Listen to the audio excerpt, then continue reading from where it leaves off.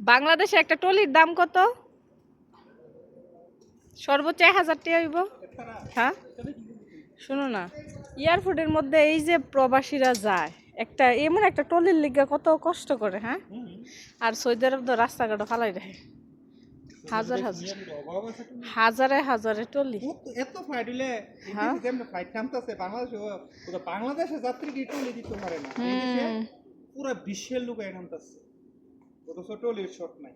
হাজার হাজার কোটি কোটি টলি বসো বসো রাস্তাঘাটে হইরাতে। আর বাংলাদেশ একটা এয়ারপোর্টের ভিতরে টলি দিতে পারে না বাঙালিরা, লেদার লাকিজ লাইতাইয়ার উস্তাইয়া লয়ে যায়। দেশের লোকের লেগেছে আমি নামা। হ্যাঁ শুধু বাংলাদেশের লোকই যাইতেছে, অন্য দেশের লোক যায় লোক কম আসে বিদেশিরাও আসে। সীমিত।